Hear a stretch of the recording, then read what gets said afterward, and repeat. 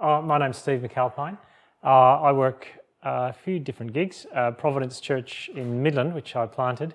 I work 2 days a week there, and I work 3 days a week with this group called Third Space, which is part of City Bible Forum. Just a new venture, and Third Space is pretty much what it says it is, which is to create a third space between the church and the culture so that people can come together and chat and talk, and for Christians and for people who aren't Christian who might be exploring the faith and have questions, and we're helping churches and other groups set up places that are third spaces that they can do that in. And also we want to be a third space for people who are asking questions as well, that they can ask them in ways that are they may not come to a church.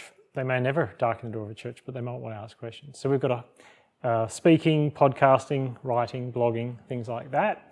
And that's just sort of started. I'm one of the national guys for that. So there's two of us working for that at the moment. One in Sydney, one here in Perth. And we just swap all around the country wherever we need to go. But that's me. I live out in Bassendean now. I used to live in Midland. And the Badlands of Midland. It wasn't that bad when you used to come along, was it? No. So, but good to be here in these western suburbs. And feel free to ask questions. Is anyone here sort of, most people, is everyone Christian? Is there someone who's not a Christian who's wondering about Christianity? Or is people generally, I'm just finding out, so, if you've got various questions, fire away. But tonight, what I'm going to do is give a bit of an overview of why, I guess I called it a couple of things, transcendence, or why everyone's a worshipper in our world, even in a world where it doesn't seem like many people, it's a secular world. It's a world where everything is kind of hermetically sealed off from any external input from above. It's a bit like the dome in the series The Dome. It's a bit like Truman's World in The Truman Show, where there's this dome covering everything. But the first thing I thought I'd start with was, yes, everyone's a worshipper, even you, the story of Notre Dame and its terrible burning not so long ago. And the interesting thing about Notre Dame is that it used to have millions of worshippers attending it every year on pilgrimages and thousands of tourists. Well, in the 20th century, it's had the reverse of that. It's had thousands of worshippers in it every year and millions of tourists. And your trip to France would not be complete without, a selfie out the front of Notre Dame. But when it caught fire, I remember waking up and being so shocked by reading about it and seeing what was happening to it and hearing, just as it progressed, as the fire went through, it felt like a fire was ripping through your emotions as well at the time. But there was a sense of the loss of something more. There is France, the most secular country in the most secular part of the world, France, which is decidedly secular. And it felt like they'd lost more than just a piece of history. It felt like they'd lost a link to something that they used to be. And in that loss, or that almost loss, because I think they'll recover a lot of it, it felt like they were acknowledging that there was something more that Notre Dame was about rather than just history. And that's despite all the years, since the Enlightenment and the French Revolution, of trying to make sure that France is as secular as you can get it to be. It felt like hundreds of years of sorting that out, and it took one lousy event like a fire for transcendence to sort of come back in.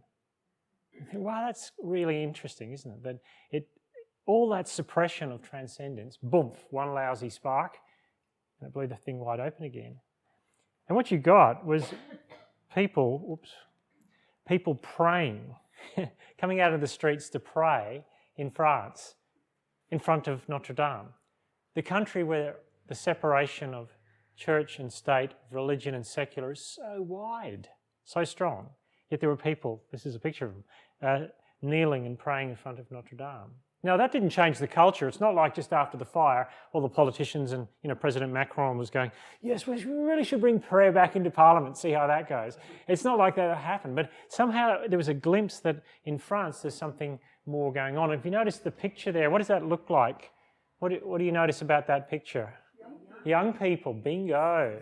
Now, in France, the narrative is that it's old people who go to the churches, basically. And if you go to French villages, the church is there and it's empty, but there's a few old people that go to the church. But the story in France at the moment is Catholicism is booming in places where they have thick, strong, old Latin liturgy among young people. It's as if that Notre Dame thing is a symptom, that there's something going on, that they want something more. The current young crowd wants something more. There's someone coming through here. Next door. Yep, you got it. And that was a key issue. The young people seem to be more religious in France than they used to be. But it is a bit of a contested issue today. Are we more secular or are we more religious? Are we more secular or are we more religious? It depends who you ask. What does it mean to be religious? What does it mean to be secular?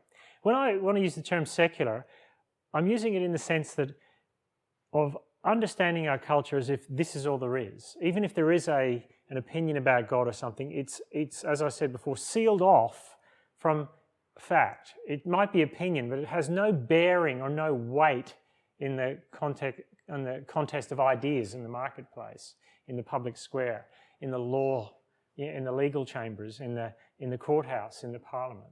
I think when I think of secular, I'm saying it's what we call the immanent frame, everything closed in this way with no external input coming in. The other, but that's one side of it. And you hear a lot of people say we are much more secular.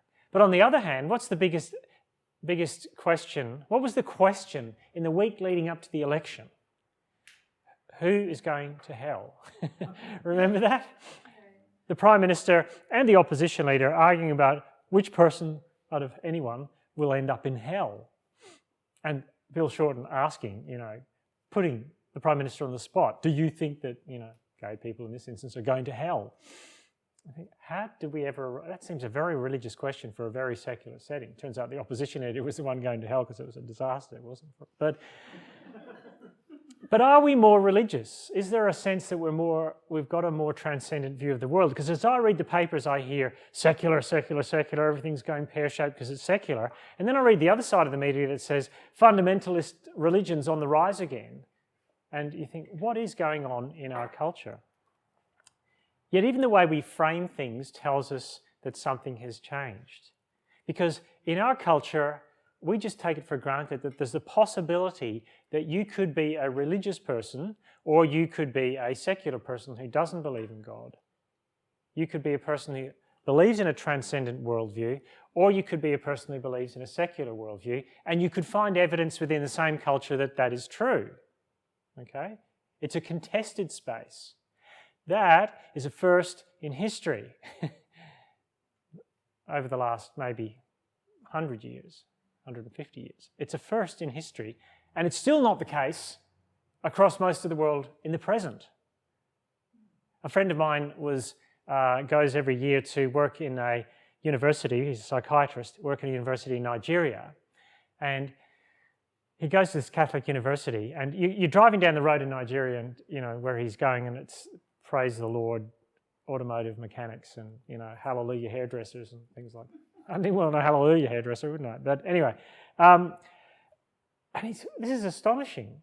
And he goes to the university, it's a Catholic university, and the father who's the head of the department, is walking him around, the priest. And my friend said to him, "Does anyone not believe in God in here, in this university?" He goes, "There's one guy, but we don't take him very seriously." Flip. That's Australia, isn't it? The other way around. That's the copy. That's the reverse here in Australia. Whereas my friend said that the psychiatrist friend that he does lots of church meetings, and he's been in meetings at university here in the psychiatric department, where he is just about to open a meeting in prayer and then catches himself. He'd be the next patient, wouldn't he? Like, he just realized, no, this is not that place. That space, that is not even a contested space. That's a place where that doesn't happen.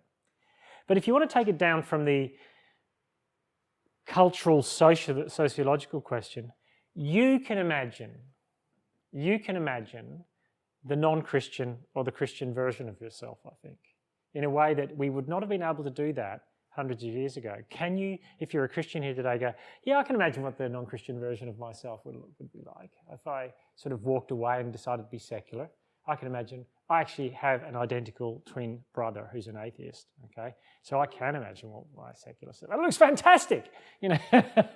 No, it's, so I can imagine it. And it's interesting. You're the same? You've got atheist family members, you go, that's interesting. I could imagine myself. That's not something that's normal in a religious setting. So is your family, are you from a religious Christian background? Yes, most of us. Yeah, most of us. Do you? Wow, that's interesting. Well, yeah, the DNA's, it's interesting, isn't it? Yeah, my twin brother's very strongly atheist. And but we can imagine it. Because you can think, what would happen if I walked away? And the thing is, if you walked away, there's enough framework in the world to give you meaning and understanding and make sense of the world if you did that in a way that would not have been true several hundred years ago, say in Europe or wherever. If you walked away from the faith, you would be the outlier in a culture, whereas that's not true today. Which is why you get this question from Charles Taylor in a book called A Secular Age. He starts this book, it's about this fat. This book.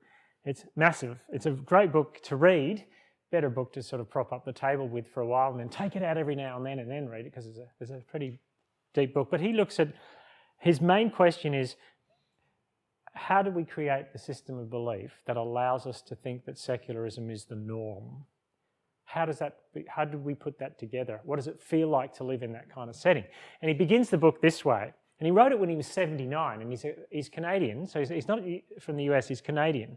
So he's from that part of the world that's more like Australia, more like the UK, more like New Zealand than the US. And he goes, why was it virtually impossible not to believe in God in, say, 1500 in our Western society, while in 2000, many of us find this not only easy, but even inescapable?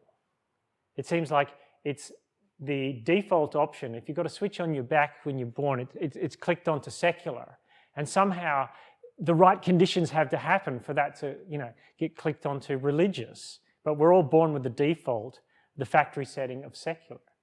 And somehow the religious perspective is a story you build up in which you're making sense of the world a different way to what the base bedrock belief system is. You're building a narrative based upon this secular world, but it's this religious dogma that you've got sort of covering over reality.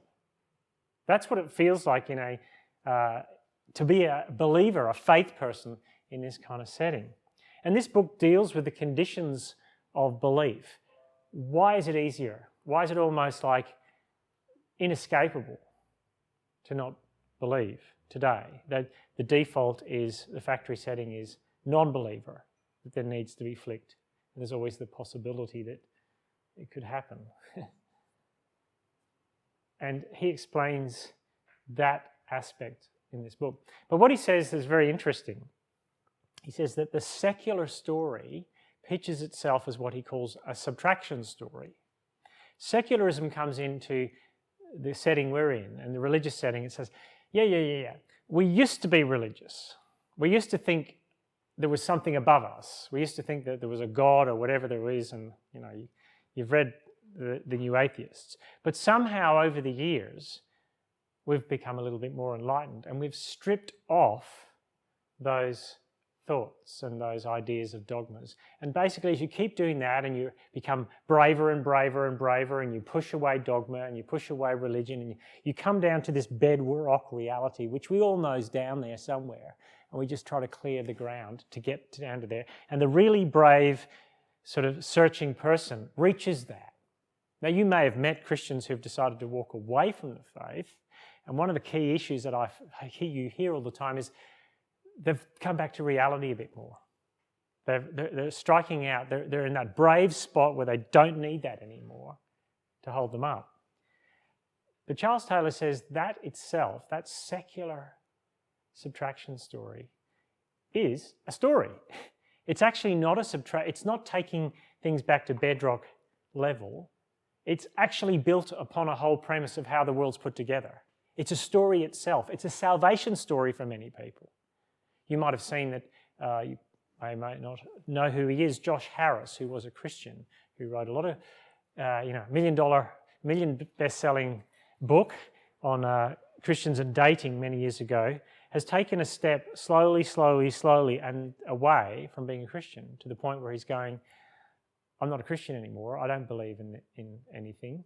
I've abandoned my faith. And it's not like he's got nothing left. There's a whole new story to his life. And he's building another narrative, basically. He's building a narrative of, it is a salvation story, because as you read what he says, it's almost like, once I was blind, but now I see. You can see how the salvation story cuts both ways. And we live in that, what Charles Taylor calls a contested space. He says there are cross pressures for belief, that you go out into the street every day and it's not easy to believe. None of the billboards are telling you Jesus is true. Everything you see, every pop-up ad is not saying, generally, that Jesus is coming back, that there's something outside of this world that could break into it, that there's, unseen spiritual forces and things like that. There's nothing that tells you that. So it's actually, you step into a world which takes the secular for granted. But at the same time, when people are actually, the opportunity is there that people can move from unbelief to belief as well, because we see it. There's always that risk that something happens in their life, a bit like Notre Dame, with the fire that goes through Notre Dame, that shakes their world, that makes them say, I can't answer that question through the secular frame. So you've got these people that are heading in this direction, and you've got people that are heading in this direction. So these cross pressures, pushing people away from belief and pushing people towards belief. There has been no place in history where that has been going on at the same time, other than in the Western world. So we're in a world at the moment which both denies transcendence and also highlights transcendence at the same time. And that's one of the ways we understand where we are at the moment in the world. Questions or comments before we go on? People want to say, does that sit with what people feel it feels like in reality? Or am I completely... I think when you said that there's nothing out there that's telling us there's a spiritual realm is a little off, because the New Age movement is so strong That's at true. the moment, and it always has been, but it's coming back in a big way, particularly aimed towards younger people, I think. I don't think it's completely true to say that out there they're not marketing a spiritual world. It's just that they're not marketing Jesus. Yeah, I get that. And one of the things we'll go to in a minute, because I think it's the public discourse issue more than I think the private. So the thing about the New Age which made it so successful was what? It was internalized your private perspective on something, wasn't it? I guess. It was, in one sense, a spiritualized version of psychology at one level. And because I don't dispute what you're saying, because I think that's right. Charles Taylor says what we've got in our culture is very different to what we had maybe 300 or 400 years ago, where he calls, 300 or 400 years ago, he said the average community or people were what he called porous. There were spiritual realms and forces that could be working on us. We had to do a certain, there was folk religion where if you're going to go down to the river, you sort of do a sort of little rosary bead prayer and all these things, because there were demons. You said bless you when you sneeze because you could suck in some sort of demonic thing. All these things. So everywhere you went, you felt like it was a porous world, that you were porous, that something could get into you if you weren't careful. What he calls it now, he says it's called a buffered world. You are a psychological person looking out from within yourself. You're like this. It's like your eyes are looking out into a world that cannot actually get into you. There's no spiritual forces that could actually penetrate you. You are looking out into the world, out at the world from within yourself psychologically. You are wandering around almost like the ghost in the machine in that sense. But the world itself, you're not porous. Something can't come and take hold of you, because you are internalized looking out rather than part of a wider world where there were witches and fairies and all these sort of things. That's not the world we live in. And even when we do bring those things in, they're done at a deeply psychological level rather than this is communally true for everyone. So I think do you know what I'm trying to say? It's not what Charles Taylor calls it is the social imaginary. How we communally put the world together. No one who promotes the New Age says this is how all of the world works and the news at night should acknowledge it. They say it's actually what you think yourself. It's because you're looking out at a world that's the social imaginary isn't that. That's your perspective on the world.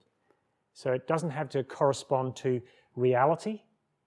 And that's the difference, I think, because I think you're right. But I think the main thing is it's not part of, you're not walking around going, everyone else over there is acknowledging the same thing that behind that tree there's a spooky, wood sprite or whatever, if that makes sense. That's how the world worked. Because it felt like it was transcendent. Things could break in and could change things up. And that isn't how the world works anymore. Not here. I reckon it does in sub-Saharan Africa still. So it hasn't changed in some places. It's not just time, it's location as well, if that makes sense. But good, other comments or thoughts on that? Let me ask you a question then. What does that mean? How does that hinder Christianity then in the public square, what you're saying there? How does it change how people perceive Christianity? I suppose if you're saying that a lot of the New Age movement is about find your own truth within yourself and what's true for you, whereas Christianity is sort of saying the opposite. This is the one truth. So it really deters people from trusting that or pursuing that. Yeah. They're just trying to find their own truth. Yeah, because the gospel is an announcement that this is the case, right? It's a public, before your very eyes, Jesus Christ is crucified. That's a public announcement. Now, it's an interpreted announcement because you don't look at the cross of Jesus, for example, and think, that's the salvation of the world. That's interpreted for you afterwards by the apostles and the writings of the New Testament. Christ died, or Jesus died is a statement of fact, but Christ died for the church is a theological statement. And the first is history, but the second isn't allowed to be brought into the public square in the same way. And I think you're right, that because it's not a privatized, individualistic faith, Christianity, so it struggles, it can struggle in this kind of world where it's a buffered self, individualized, things like that, where the transcendent doesn't break in because it sounds completely outrageous. It's not public. It's not a public reality. It's not acknowledged. And Charles Taylor calls everything that we soaked in like a social imaginary, just the way it is. It's the fish swimming around the fish bowl. And Grandpa Fish says, "Hey boys, how's the water?" to the two little goldfish. They go, "What's water?" You just don't realise you're swimming in it. That's your social imaginary. Just what you get up every day and take for granted about how the world is. And we do not in our day get up and take for granted that in our world that there is a God who created this place, that there are spiritual forces that we can't see that move around the place. That we just don't even think that. Even as Christians, we barely think that. Do we? I do. You do? Well, good on you. Yeah. Point, our struggle is in flesh and blood. And it's about that. That's the way I actually live my life. So I was thinking, I'm actually, when you were talking, I'm thinking you're describing what the average person might be. Oh yeah. It's not what I experience. I don't, and I'm sort of struggling with that because I even say, I get up every morning and I look and I say how the created world declares God's glory. Actually, it speaks to me and says, this is, it speaks of His divine nature. Yeah. To you, because, well, in one sense to us, because the a priori thing we have to, the only reason you would look at the creation and think it declares God's glory is if at first you have been made, knowledge of God is within you. Because Romans 1 would tell you that we don't look at the creation and worship God, we look at the creation and worship the creation. That's imminent. So humans exchange the glory of God for a lie. They worship and serve the things that are created. All right? And we'll get to what that whole idea of worshipping and serving created things in a minute, because it has a bearing on how we think about transcendence. Now, one of the most popular TV shows doing the rounds, Handmaid's Tale. Right, it will be in season 4. The premise of Handmaid's Tale, basically Margaret Atwood's novel, written in 1986, I think, is of a nation. It's a dystopian novel where religious extremists, fundamentalism has taken over, and women are baby-making factories, basically, for these religious cult in a beautifully named place called Gilead. Right? And Margaret Atwood said this last year. In times of extremes, extremists win. Their ideology becomes a religion.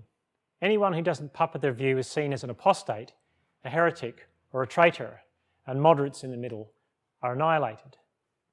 She wrote The Handmaid's Tale in 1985.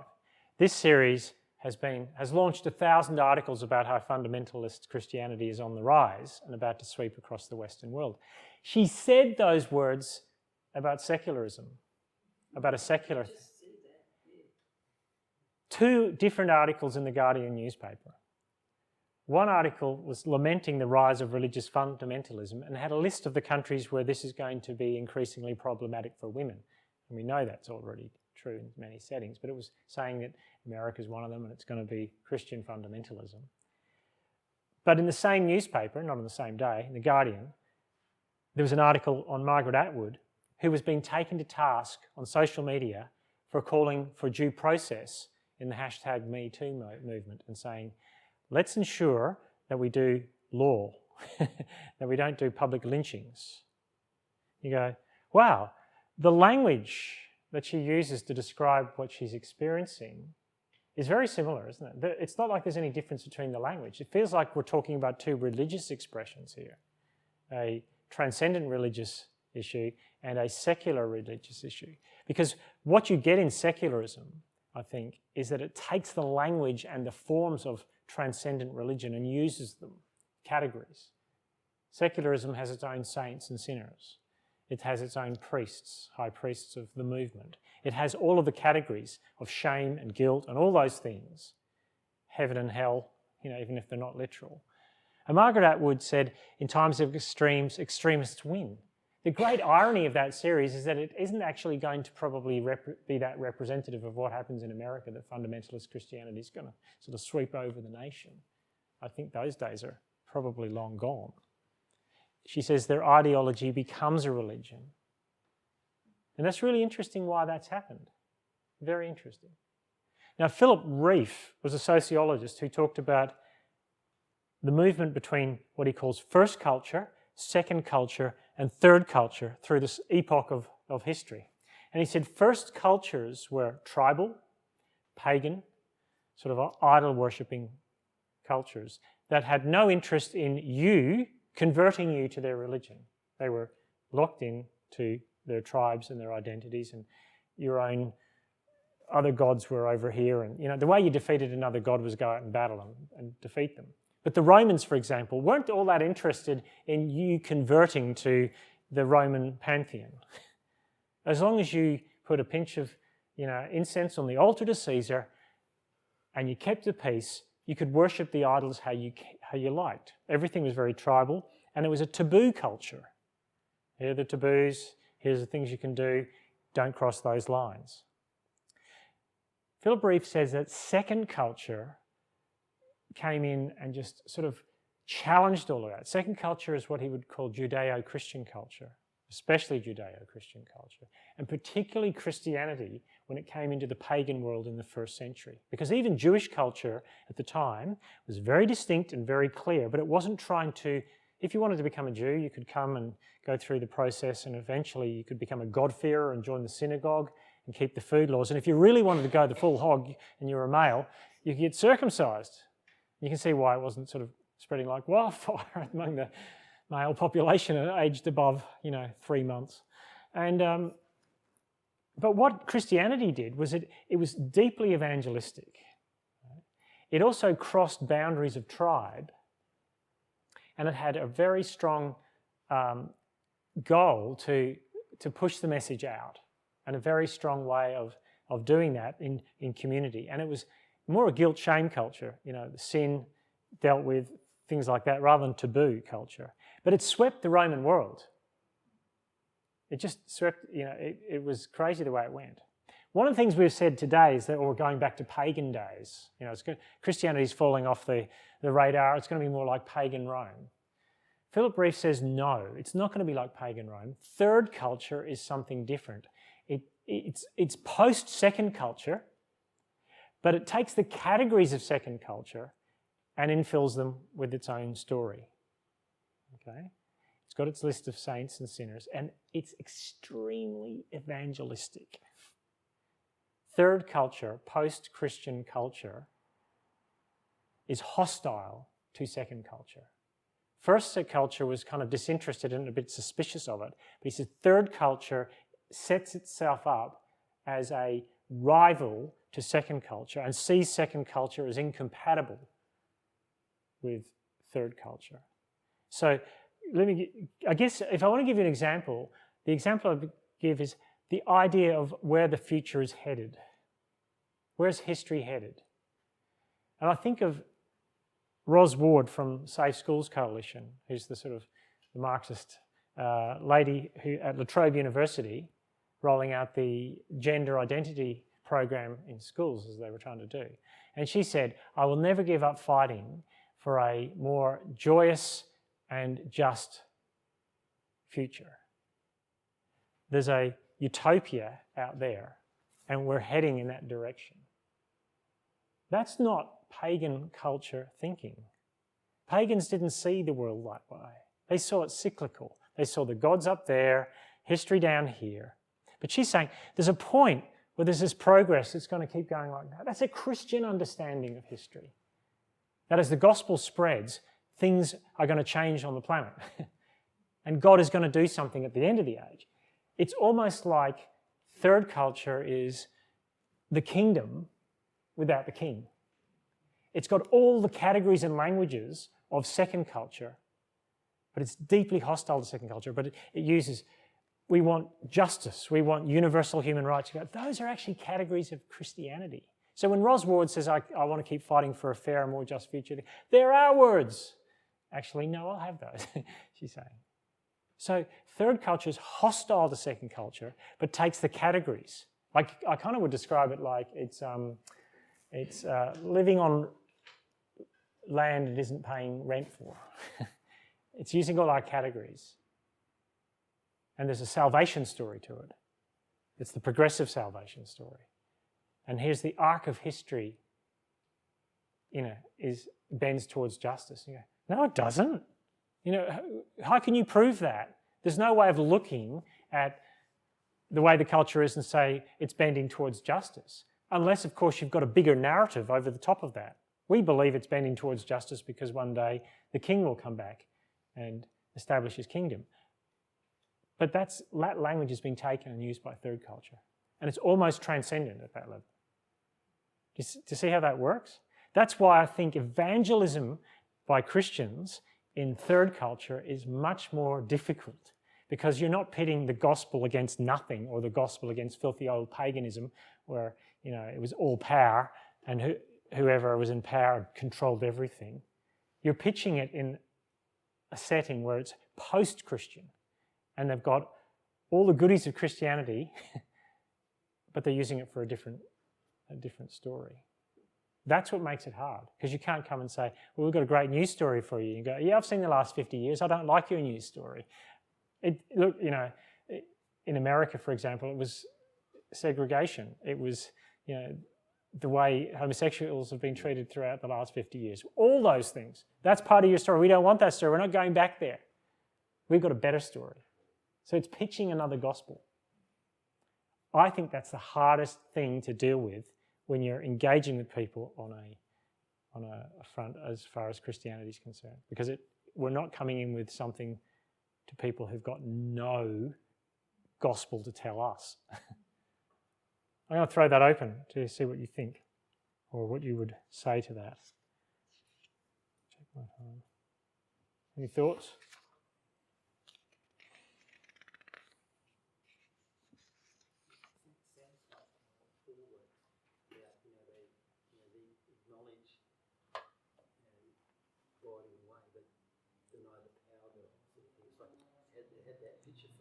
Yeah, there's a power thing going. Yeah, I think that's true. It's what empowers the current secular frame and its progressive understanding of where we're headed towards in history. It's living off borrowed in money capital. It's living off Christian capital. Yeah. And I think this is what will happen, right? You get that aeroplane in the air, right? And tell me if I'm wrong. There's a certain point, 200 kilometres an hour, it's going to start dropping like a stone, right? It can't survive without fuel.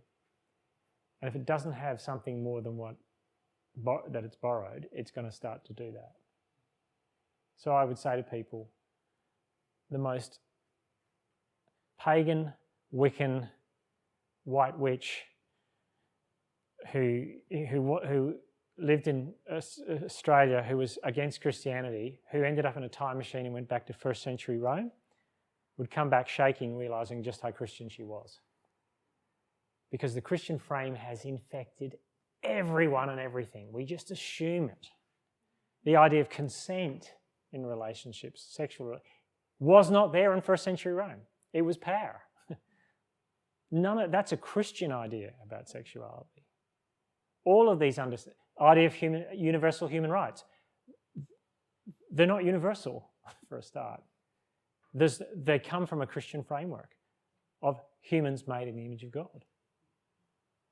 When you take those things out, the plane's going to hit 200 kilometres an hour or less at some stage. Hey, here we are. Read the paper.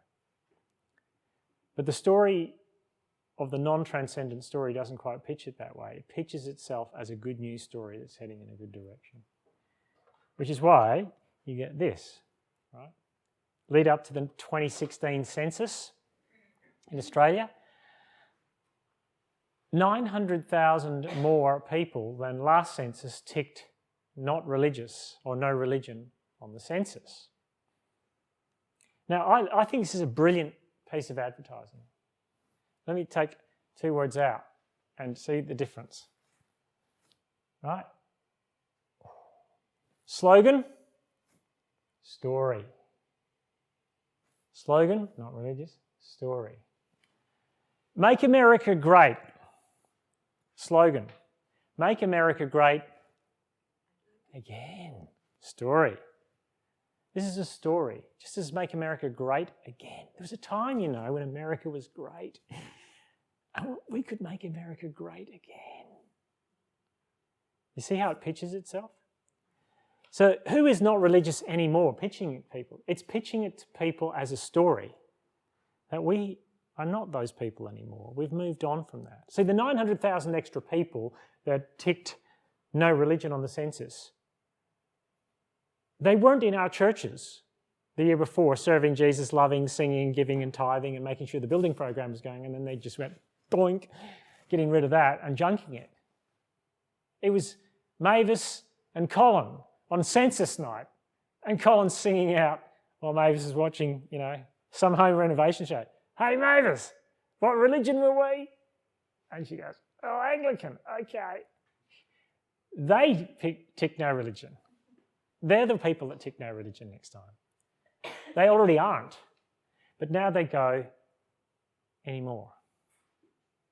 And the reason they do that, and the reason they feel free to do that, is because now when they tick no religion, they're playing a home game, not an away game.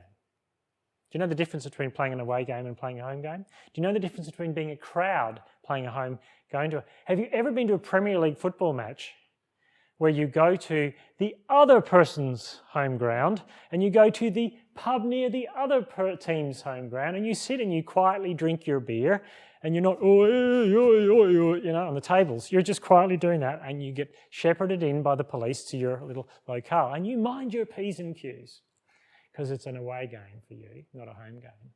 And all the home fans. It's a different experience. And that's what it's like being a Christian, I think, today. It's an away game. And you get a bit antsy and a bit narky if you don't realise it. Because if you think this is a home game, and suddenly people are doing things in the public square and the media and the arts and on the newspaper and Facebook that are really, really against Christianity, you get angry. You go, actually, this is an away game. We're not those people that control the way it goes anymore. Our narrative is not the primary narrative. Now, it underpins a lot of what the narrative is, but it's been seen as part of the problem, not part of the solution. If we do have a seat at the table, it's a lot further back down. We don't have any justified sense of entitlement anymore, that we should have a voice in the public square. That's what it means to play an away game. And that attitude to being what I would call a creative minority is going to get Christians through the next 30 to 40 years, I think, in the secular world where people are writing not religious anymore. Okay? We're moving from the centre of the culture. Now, that's not fully true. We're moving from the centre of the culture as the culture is now. But if you go to Sydney and you go to Town Hall railway, the train station, and you come up and there's the Town Hall, and next to it is St Andrew's Cathedral. You go, well, there's still a bit of power. Well, they haven't sort of said you've got to get rid of St Andrew's Cathedral from next to the Town Hall. But you can see where historically power used to lie. And now it doesn't, because we're playing an away game. And I think that's the biggest tension we face as Christians in the secular world at the moment. How do we cope with being at a ground that isn't ours anymore? Does that make sense? But the other change they've made in that religion, that census, is that no religion box used to be down the bottom. Yeah. That census is at the top. Yeah. Yeah, it's like So voting. you want to think about the question. Yeah. Yeah. And that, in a sense, 6 million people still put religious, which is still more than what put, I think, than who'd put, yeah. And rising, 900,000 more did it. But is that because of laziness? Yeah. I don't think it fully is. I think that's the away game thing plays a part of it. But that is, what I saw was, here's a question. I saw the opposite campaign to that, and I should have put the photo up, of a happy couple in their yard with kids. We don't go to church, but we still have Christian values. Tick Christian. How does that work? And I wrote a blog post about it. I don't go to the football, but I still have football values. How does it actually work? Do we actually want a culture where people have Christian values, but the churches are empty? And are they Christian values? What are we talking about? So the contested space we're in at the moment is, how do we have those values? Because I would say that someone who has Christian values and doesn't go to church and they've got their 2 kids and they don't live their lives very different to the people who tick not religious anymore. The people ticking not religious anymore are not sitting around their table plotting evil. They're helping at all the community events, if anyone's helping at community events these days, because no one generally does. They're sending their kids to Christian schools because they know they're getting good pastoral care. Their lives are indistinguishable. They're going to the same holiday places, spending the same kind of money in the same kind of house, have the same framework. You shouldn't kill people, be nice to people, don't run a red light. Nothing different. And you see, I would rather have not religious anymore and know where I stand with people. rather than Christian values, because I think that's a hard one. I come from Northern Ireland. Everyone was a Christian in Northern Ireland, except some of us were what were called good living Christians, because we went to church. But everyone was a Christian. Hardest place to evangelise. You see the problem? I want our culture to look more secular, or to be recognised as secular as it is, or as religious as it is, not by fudging it. If you don't say Christian values but we don't go to church, that won't buy us any time, I don't think. I don't think that's a helpful category. I'm willing to be shot down on that, but I'll throw it out there. Who's paying for that? Who's so keen on pushing that? Probably the Illuminati, I don't know. That's right, Soros is paying for it. Yeah, that's right. That's right. It's from Marvel. So, I don't know. censusnoreligion.org.au, probably them. But look, it's interesting. Dave said tonight that the skeptics or the secularists and the atheist society have a gig at the pub. And how many people turn up? Similar number to this. Yeah. Yeah. So it's not as though they're cramming the doors in. And every time I listen to Richard Dawkins, he just sounded grumpy and smelt of damp corduroy, didn't he? It's like, oh, crumbs, this guy. It's not exactly the most attractive thing. And then the atheist church started a couple of years ago around the world. And what did they do? Everything the Christians are doing. But it tanked in many places because they couldn't sustain it.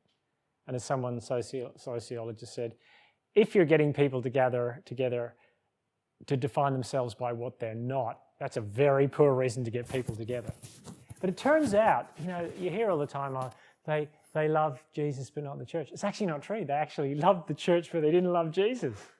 They wanted to get together. People wanted to do community. So one of the things we've noticed in our lack of transcendence in our world is community is actually fractured. 30% of our population lives by itself. People live by themselves. 30% is huge. I was just saying, but the other thing that I find it a bit of an oxymoron. It's like saying, actually, fundamentally, everybody is religious. Because, in its broadest sense, to be religious, you need to have a set of beliefs. Yeah. So if you're an atheist, you believe there is no God, which makes you religious. That's the... Oh, that's what I'm getting to. Next slide. You preempted it. That's okay. Apart from the fact that those are my stairs, and I love my stairs, apart from the handrail, I'm changing the handrail. Jamie Smith wrote a book called How Not to Be Secular. The not is in sort of parentheses. And he said, you're a missionary or a church planter and you go to your Babylon, wherever it is, and you go around seeking to tell people about Jesus, but you find out that they don't have any sense of lack. There's no sort of God-shaped hole in their hearts waiting for Jesus to sort of be plugged in. People are filling their lives with all sorts of projects and quests for meaning. So you feel like you're going there with good news, but and he said, and it's not if we come there with a map for how life should look, and we realise they've got different maps altogether. And that's what makes it hard for Christians to think about, how do I share the gospel with my friends? And Jamie Smith says this, though. They don't have any sense that the secular lives they've constructed are missing a second floor, right? Transcendence. And he said, all those projects give them almost all the significance they need for life. And he said, but the key word, almost. So there's a chink in the armour, right? And so what I've thought is that when you think about issues like the sexuality and gender issues that are very hot topics at the moment in our culture, Christians are going, why are they such hot topics? Well, can't I just love you and not have to love what you do or whatever? You've heard the classic lines. Here's why. I don't think we can live without transcendence. I don't think we can live without trying to live without, Everyone, I think all the things that are on the first floor that we assume are sexuality, our gender, all these, God's up there on the second floor, the spiritual. If you don't, what's happened is that people just get all that stuff and push it one floor up. And it gives it a level of meaning and significance that it was never designed to have. Romans 1 again.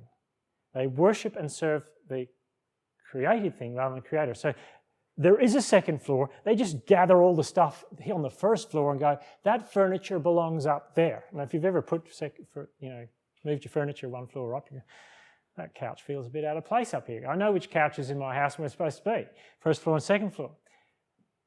That's why there's so much heat in these issues. Because when you touch the issue of sexuality in people's lives, you're not touching what we think, that's ground floor created. That's transcendence. You are putting a finger on the transcendent issue in people's lives. The buffered self. The deep identity. That's why we're speaking at cross purposes with each other. That's why there is no common ground to talk about those things anymore. Do you get that? That's why it feels like when you're having that conversation, you're lost in Thailand in a marketplace and you can't find your way back to the hotel. So you say, can you tell me the way back to the hotel? And they go, and you think, I'll say it louder and slower. Can you tell me? And then they're not hearing you. They don't speak in the same language. And I think we've done that so often because we're assuming, they understand these aren't transcendent issues. Actually, no. These are transcendent issues. That's why there's so much heat in it. Yeah? I'm going to pause there. Any comment on that one? Because I think it's important. That's why I think our message and the whole yes-no vote just was like Teflon, just sliding off the sides, because it just did not deal with the actual issue. Apart from the history of gay rights and all those sorts of things, our actual narrative just slid off the side.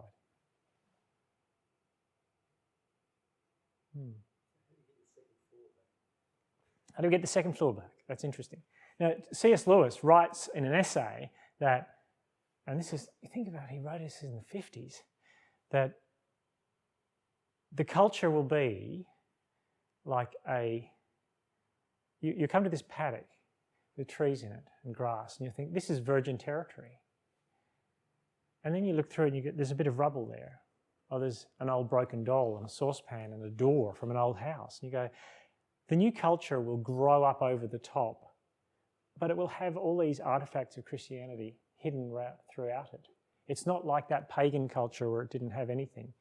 It's grown up and then it's crumbled down again. If you've seen photos of Detroit, which has had a collapse over the last 15 to 20 years as a city, they've left houses and whole suburbs to be taken over by nature again. And they just have people who take photos of these houses year by year by year. There's a plant growing in the front yard, and there's a tree growing next to the house. The next year, the tree is crushed through the window. 4 years later, the house is falling down and there's this massive tree. It just takes it over again. But all the remnants are there. And that's what we'll get in the culture. These fragments of the Christian framework, but no actual house, which is why we talk about universal human rights, but we can't figure out when life begins in the womb in the culture. That's why we're having these struggles, I think. Now, I think it provides almost all the significance we need, these projects. And Jamie Smith said there's a chink in the armour, because that word almost tells us that it's not quite doing it. Because you have to work very, very, very hard and throw a lot of rainbow and glitter and government money at a social imaginary to make it stick, if it's not the real one. Vinyl is back. This is my daughter's record player and her John Lennon Imagine album. All the Beatles albums, all the George Harrison albums, all the Paul McCartney albums, all the John Lennon, none of the Ringo Starr. CDs are never coming back, but vinyl is back big because it feels like a link with the past.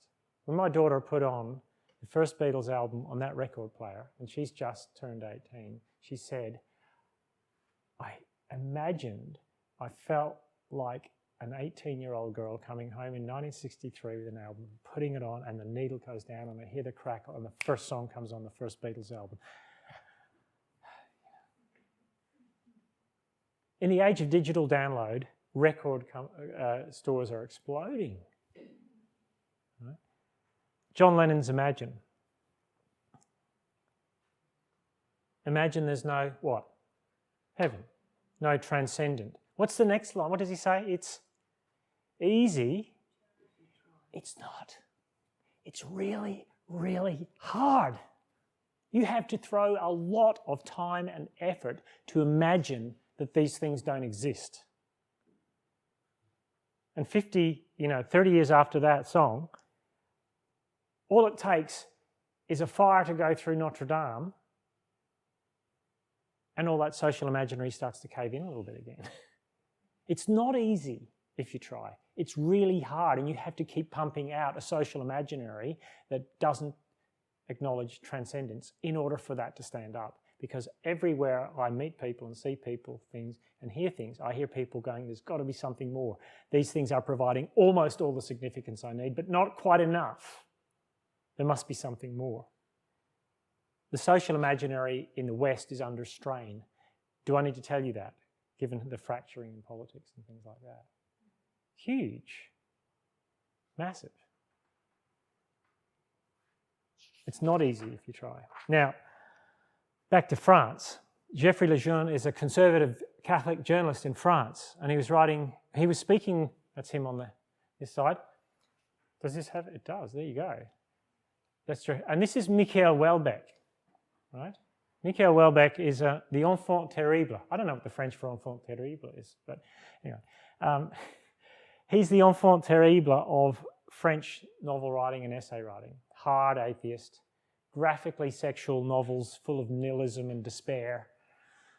Typical French stuff. And they had a conversation in Catholic Journal First Things talking about the state of the church in France and the decline of the church in France since the 60s. And Geoffrey Lejeune said, the problem came back to this. The church tried to conform itself to the world at a moment when the world was becoming uglier. That's a big statement.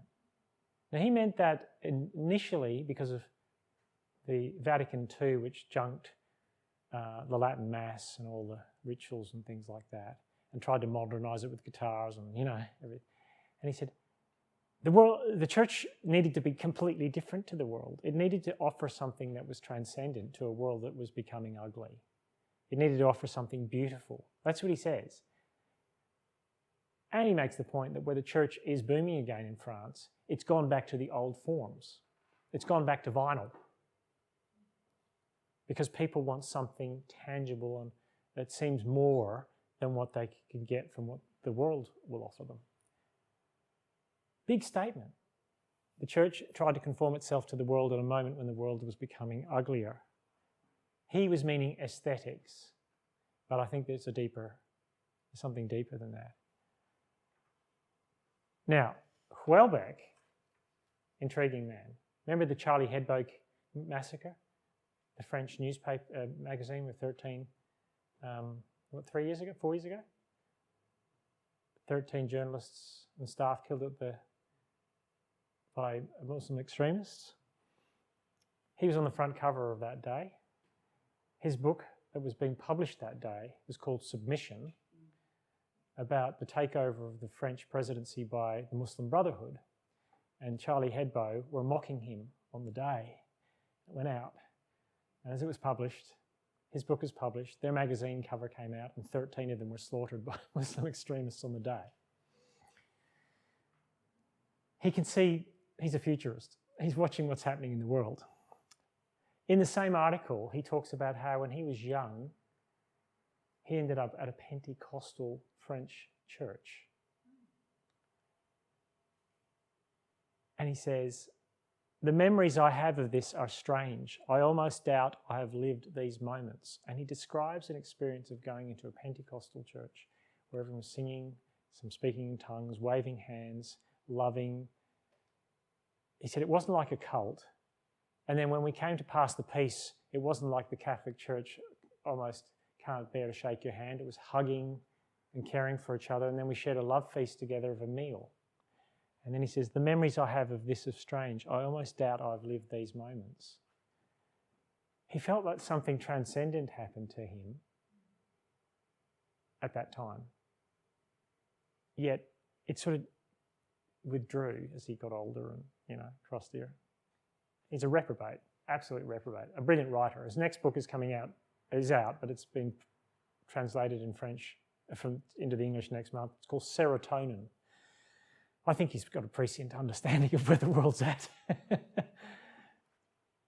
But he's saying there was something transcendent that's no longer there in the culture. And you read his novels, and they are graphic, and they're horrible, and they're about death and sex and loss and anguish. And everyone says, you're too nihilistic. And he says, why? I'm just nihilistic enough. This is what you get when you've got nothing else. The bravest philosophers are the ones who look at secularism in the face and go, yep, that's all there is, so get used to it.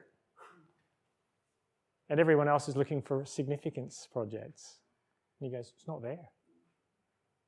Well, the French have got a good tradition of that, haven't they? They do, exactly what they have. And they understand everything about pleasure, but not joy, in that sense. Yeah, exactly. I think that's a critical moment, that there are people realising that the secular isn't offering enough. I think that's critical. So non-transcendent is fudging it and trying to cover all the bases.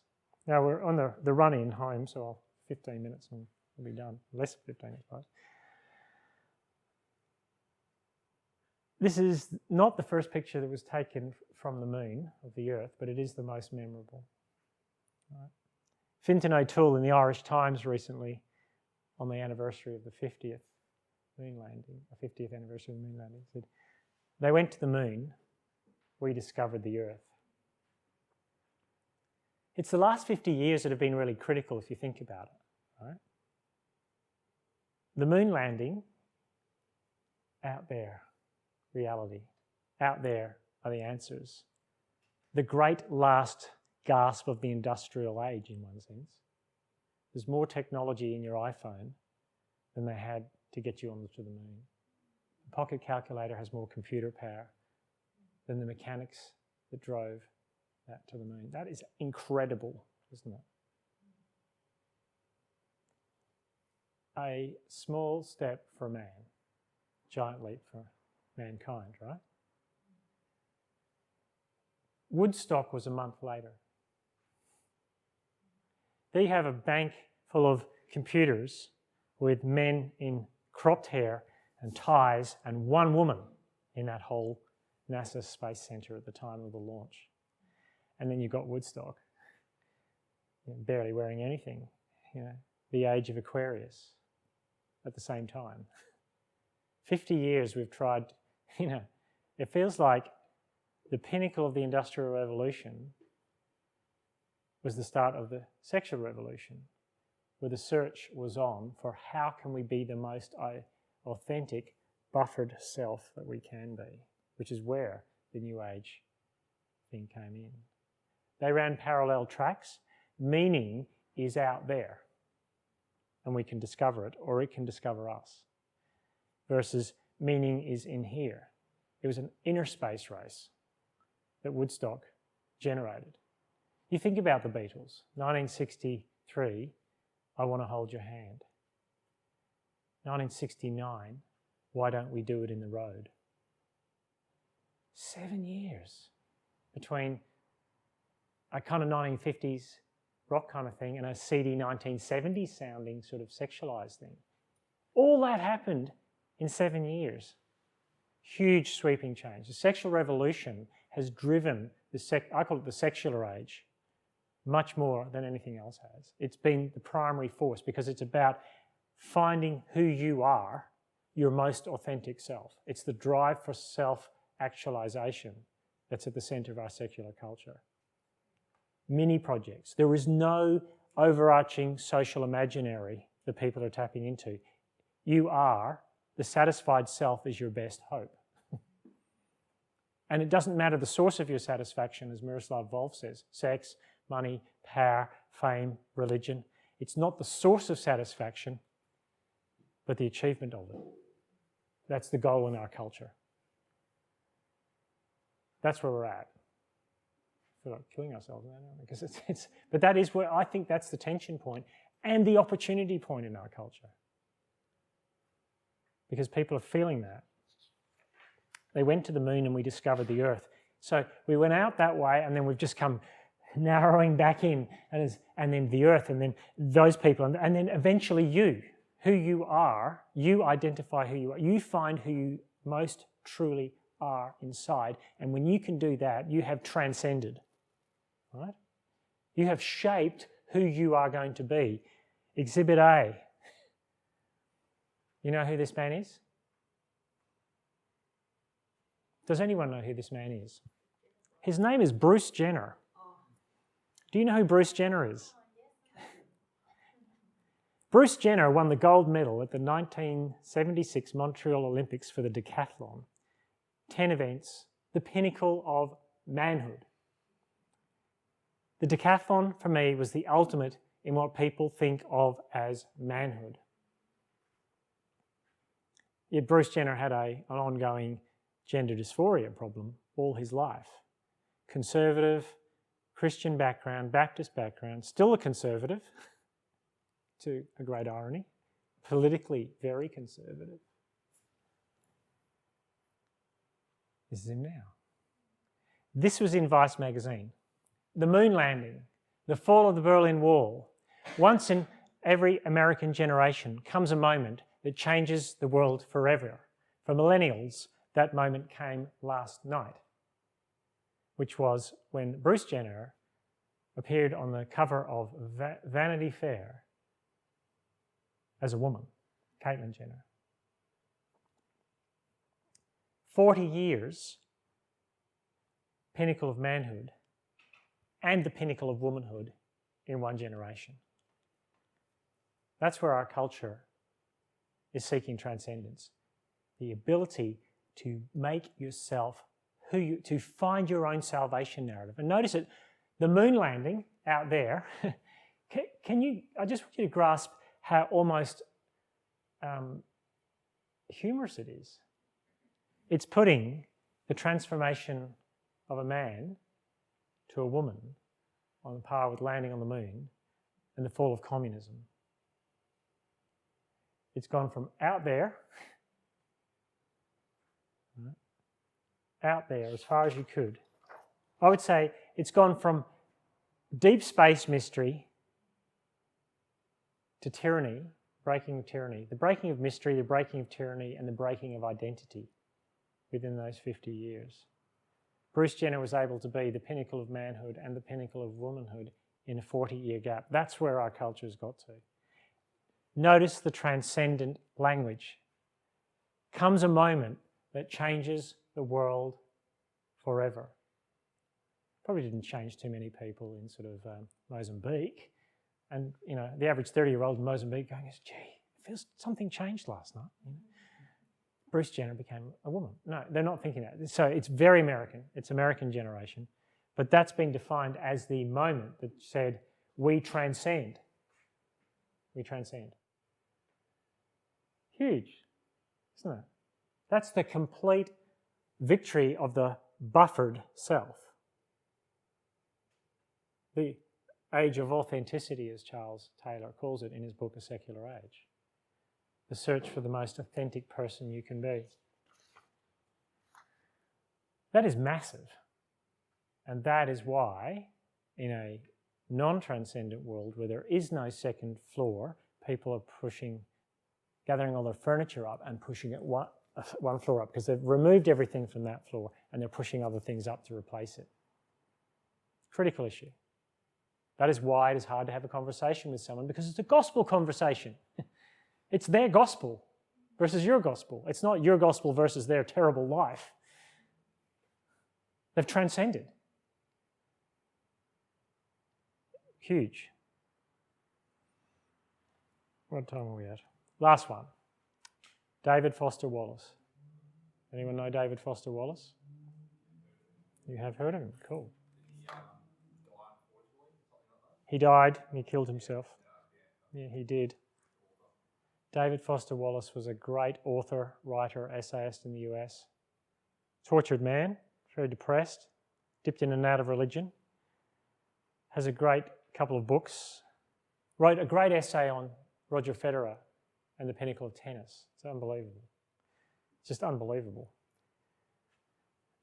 But he says he spoke at the commencement or the graduation service of a Kenyon college, which is a liberal arts college in the United States. And his talk is called This is Water. And he gets up at the front with all these bright, young, shiny things out there who are going to be our next journalists and sort of PR marketing people, because it's that kind of college. And he tells the story of Grandpa Goldfish swimming in the bowl. Hey, boys, how's the water? Yeah, what's water? So you don't know what you're swimming in. And he unpacks this story of how you think you are in control. You think you are in control of your own destiny. And then he says this, in the day-to-day trenches of adult warfare, adult life, no one is an atheist. Everybody worships. And the only difference is what you worship. And unless you worship some sort of God, everything else will eat you alive. Worship sex and looks, you'll always feel ugly. Worship money, you'll never feel you have enough. Worship power, you'll always feel weak. He said, and you will die 1,000,000 deaths before they finally plant you in the ground. Hey, go make a difference, you know. That's what he says to these bright young things. Everybody worships. You just get to decide what you worship, but there's no such thing as an atheist. And I think that's what we're coming to say, from what I've been weaving this together as, that every category we've talked about is the same. We're just putting different things into it as people. Ultimate things, the search for significance, whatever those things are. And I think that's the chink in the armour. That's when the top steeple of the Notre Dame crashes in, when your life falls apart. When something happens that jolts you back into, there's got to be something more than this. I think that's a key in our culture at the moment, how we can find ways to speak into people's lives. Because it's just hard to, it's not easy if you try to lose transcendence. It keeps popping up all the time. I think we've got to try and find ways to speak into people's lives at those points of time. Carefully, because we don't want to step on their transcendence too shoddily. But it's super important that we try to do that as a church. Thanks, guys.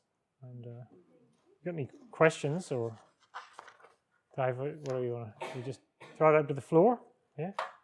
It's nearly past anyway, so I don't want to bore you more with me. So. How did Notre Dame fire start? How did it start? God threw a bolt of light. No. I think they're renovations, and I think they had rags and stuff that, combustion. I think like something overheated, like some like cleaners and things, fluids, all those sort of things. A spark and boom. I think it was a series of small failures. Was it? There was a mass going on. Oh. There was a clerk who had just started and didn't know the procedure properly. He didn't like to, interrupt the mass. So there was this kind of... That's interesting, isn't it? Yeah. Little tweaks, isn't it? Little tweaks. It's not one big seismic event. It's never one big seismic event in life, is it? It's always a series of unfortunate events. So it was on the ABC. Wow, that's incredible. So it isn't sort of like, there's no conspiracy. It's just little things happen. Yeah. Like the Titanic, really, isn't it? It's little incremental things,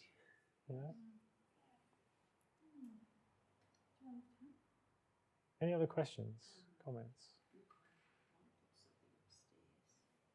So I would say, so the reason that, for example, these young ones coming back to worship outside. So we had a period of rapid change change socially. So that's made people incredibly insecure, which has been reflected in different ways around the world. So hence we've gone conservative, like right-wing politics in a lot of ways, as a kind of a reaction back. Let's bring back the old, let's bring back stability.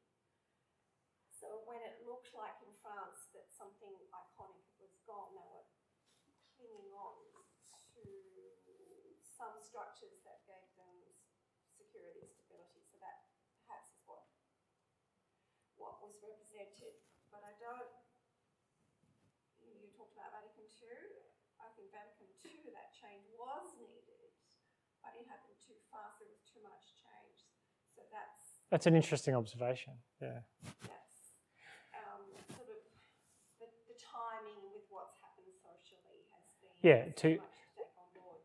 So you've now got this Opus Dei, which is right-wing conservative Catholic Church, with this progressive Catholic Church. Well, that's the battle of the Catholic Church. And Charles Taylor's a Catholic, right? He pins all the blame on Protestantism, right? He says that secularism arose from Protestantism because it broke away. He calls it the Nova effect. It just kept fracturing and fracturing and fracturing. At least with the Catholic Church, he said you had a monolithic framework.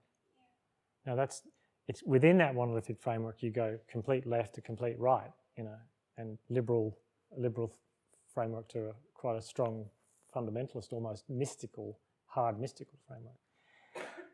So there's a Catholic podcast that I've been listening to with these young urban guys who used to be Presbyterians. In fact, I was teaching at Queensland Theological College the other week, and I mentioned one of these podcasts to one of the lecturers. He said, he used to be a Presbyterian in my class in the United States. I went, really? Now he's a Catholic. But he was saying that at the same time that he's highly modern, he was saying that that priest should be canonised who rescued the crown of thorns from... He believes it's the original crown of thorns. Mate, you are a modern American who... how can you possibly believe that is the original crown of thorns? Because he is...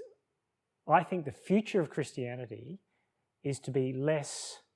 And I think he's taken it to the extreme, is to be less... sensible in some senses. What I'm trying to say is I think the future, it's got to be more clunky. It's like, you believe Jesus actually rose from the dead and it's going to come back one. If you told your average friends that you think actually the way this is going to end is that Jesus is going to come back and renew the creation, they think you're a nut bar, right? But that's what we think. We just keep it to ourselves because we know that that's crazy talk. If you get him Q&A 20 years ago, the hope was that it wouldn't be Fred Nile. Now we go, and we want someone sensible who's got a PhD, who makes it sound like, actually, we're all about the same thing.